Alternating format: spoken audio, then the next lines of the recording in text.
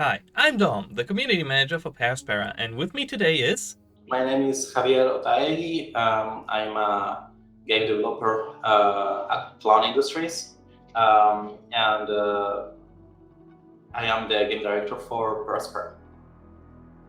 So, Javier, what was the initial pitch for Aspera like? So the initial pitch for Aspera was that we wanted to make this experience on how would it feel to be an artificial intelligence that is created with a specific task in mind, and we wanted this task to be as impressive and as majestic as possible. And Of course, this task is terraforming Mars. So the initial page for Prospera was okay. You are an AI, and you're tasked with terraforming Mars. How would you do that?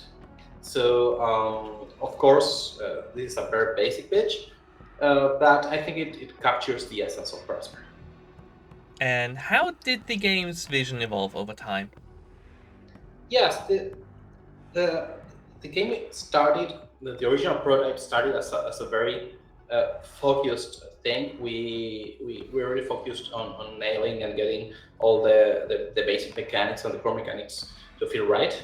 And the we wanted to create a very different experience. We wanted to be as innovative as possible in the genre. That is why we try to bring tools and techniques from other genres and try to create and to innovate on the simulation space by bringing as much of an interactive story and experience as possible.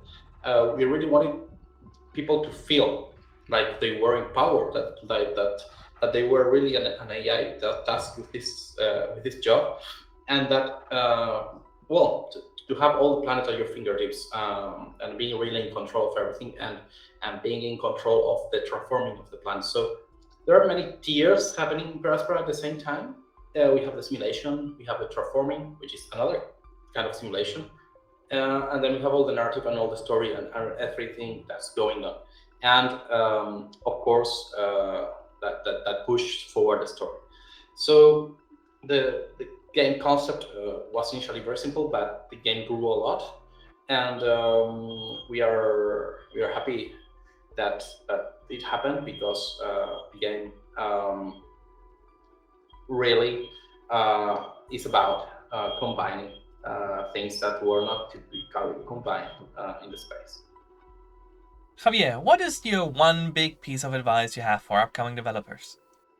So I think that one of the most important things that I would have liked to listen when I was younger is that it's important to know where you are standing. It's important to know thyself, to know that where you are in your career in the games industry, um, because of course we all dream with making gigantic games and making things.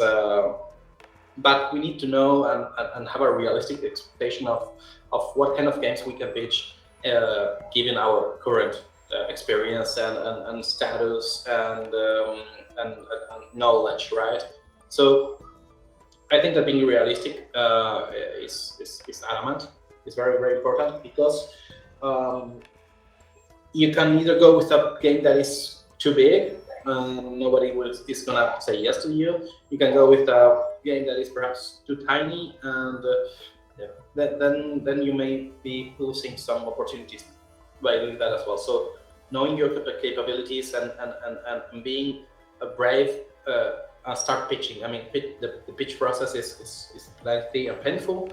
Uh, but if you have open ears, and you have patience, you will eventually find the right match for your game.